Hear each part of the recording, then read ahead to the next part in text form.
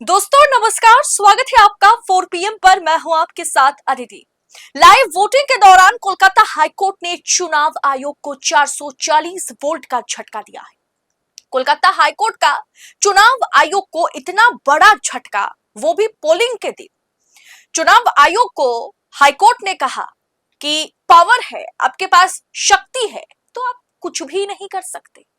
आखिर क्या हुआ कि पहले चरण के मतदान के दिन कोलकाता हाईकोर्ट ने चुनाव आयोग की धुलाई कर दी। बताऊंगी आगे आपको पूरा माजरा क्या है, पूरा मैटर क्या है। दरअसल दोस्तों, आज पश्चिम बंगाल में 23 अप्रैल को पहले चरण का मतदान लगभग समाप्त होने के कगार पर है। बहुत अच्छी खासी वोटिंग हुई है।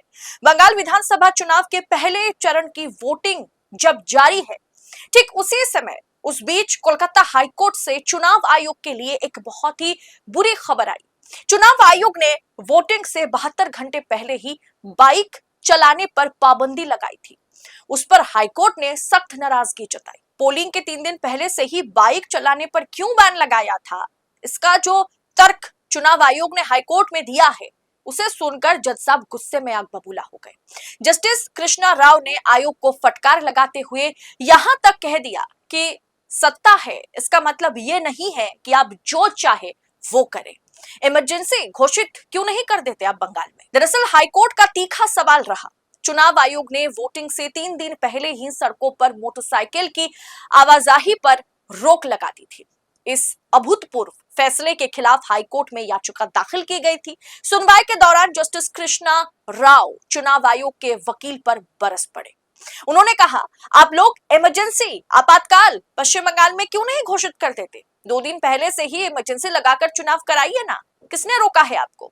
या फिर ये मान लीजिए कि अथॉरिटी पूरी तरह से विफल हो चुकी है, यानी चुनाव आयोग पूरी तरह से विफल हो चुकी है, इलेक्शन कमीशन विफल हो चुकी है, इसीलिए 2-3 दिन पहले से आपको बाइक की आवाजाही पर रोक लगानी पड़ रही है। जस्टिस कृष्णा राव ने चुनाव आयोग की दलीलों को सिरे से खारिज करते हुए कहा कि इस तरह आम नागरिकों के अधिकारों को नहीं छीना जा सकता। उन्होंने तंज कसते हुए कहा, सिर्फ बाइक ही क्यों, फिर तो गाड़ियां भी बंद कर दीजिए। लोग तो गाड़ियों में भी बम और हथियार लेकर गड़बड़ी फैला सकते हैं, हिंसा भड़का सकते हैं। हाईकोर्ट ने यह भी कहा कि आप अपने अधिकारियों को समझा क्यों नहीं पा रहे हैं कि किस तरीके से काम करना है। कोर्ट ने चुनाव आयोग से कड़े सवाल पूछे कि आखिर बाइक बैन करने के पीछे का आधार क्या है। जस्टिस ने पूछा, पिछले 5 सालों में कितनी बाइकों को आप चुनाव से 3 दिन पहले से ही बैन कर दिया है? 5 सालों में कितनी बाइकों के खिलाफ आपने FIR दर्ज देखी है?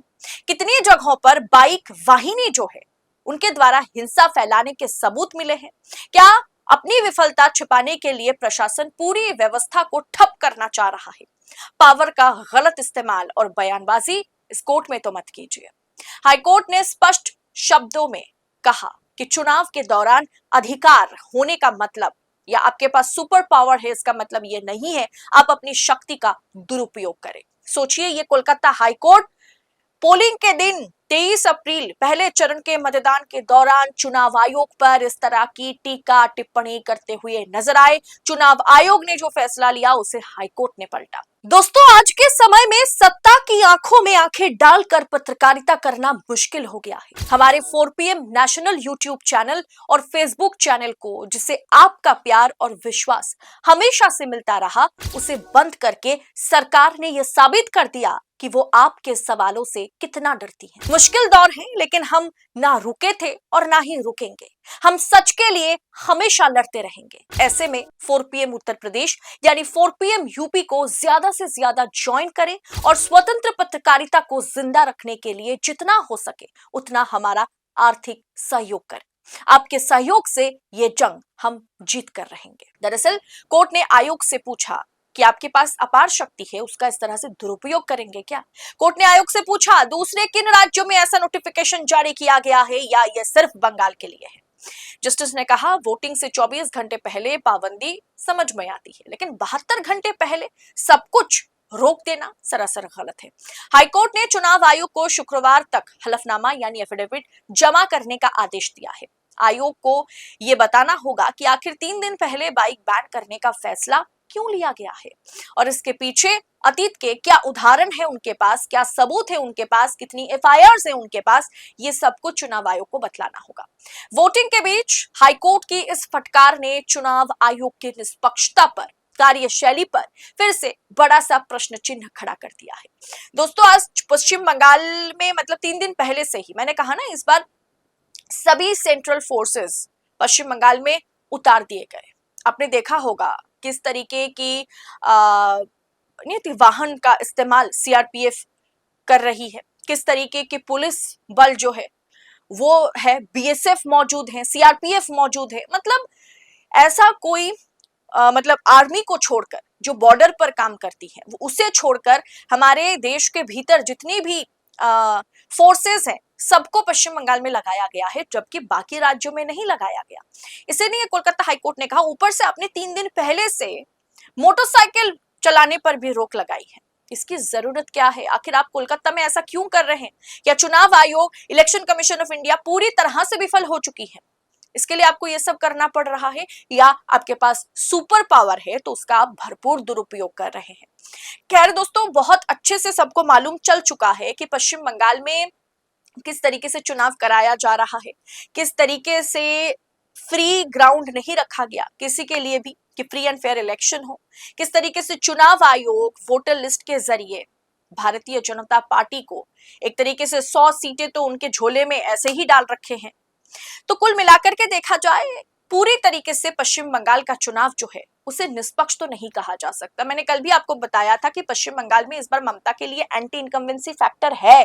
अगर सच कहूं तो वहां बेरोजगारी, शिक्षित युवक जो बेरोजगार घूम रहे हैं वो भयंकर आक्रोशित है, नाराज है ममता सरकार से।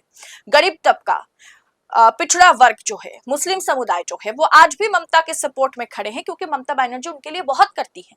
लेकिन जो मध्यम वर्ग है, जो शिक्षित युवा है, उनके लिए पिछले काफी समय से स्कूल सर्विस कमीशन के एग्जाम, सिविल सर्विस के एग्जाम्स, ये सब कुछ बंद पड़े हैं, ठप पड़े हैं, कोई रिक्रूटमेंट नहीं है सरकारी दफ्तरों में। तो ये तमाम चीजें ममता के खिलाफ वैसे है, लेकिन भारतीय जनता पार्टी ने वोटर लिस्ट में 91 लाख वोटरों को हटाया। ट्रिब्यूनल के पास जो 7 लाख नाम पहुंचाई गई, उसमें से सिर्फ 139 को पहले दफा में वोट करने का मौका मिला। तो ऐसे में प्लेग्राउंड जो है वो फ्री एंड फेयर नहीं है टीएमसी के लिए। अब आगे देखना दिलचस्प होगा कि चुनाव आयोग क्या दूसरे चरण के मतदान से पहले, ये 72 घंटे पहले से आप बाइक नहीं चला सकते, आप मोटरसाइकिल नहीं चला सकते, आप तो कि डबल में नहीं चला सकते, आप पीछे में किसी को बिठा नहीं सकते, इससे हिंसा भड़क उठ सकती है। ये तमाम चीजें जो चुनाव आयोग ने बतलाया है, क्या 29 अप्रैल को जो दूसरे चरण का मतदान है उससे पहले इसे चुनाव आयोग विड्रॉ करेगा, जिस तरीके से आज हाईकोर्ट ने कहा है। और हाईकोर्ट के सवालों पर चुनाव आयोग क्या जवाब देता है, यह भी देखना दिलचस्प होगा, और उसे क्या हाईकोर्ट, कोलकाता हाईकोर्ट एक्सेप्ट करता है। फिलहाल इस रिपोर्ट पर आपकी राय कमेंट बॉक्स में हमें बताइएगा जरूर, और ऐसे तमाम खबरों को यूं ही पड़ताल के साथ पाने के लिए, एनालिसिस के साथ पाने के लिए 4 PM न्यूज नेटवर्क के साथ बने रहे। इस रिपोर्ट में इतना ही, जल्द होगी आपसे मुलाकात। बहुत बहुत शुक्रिया आपका। जय हिंद, जय भारत।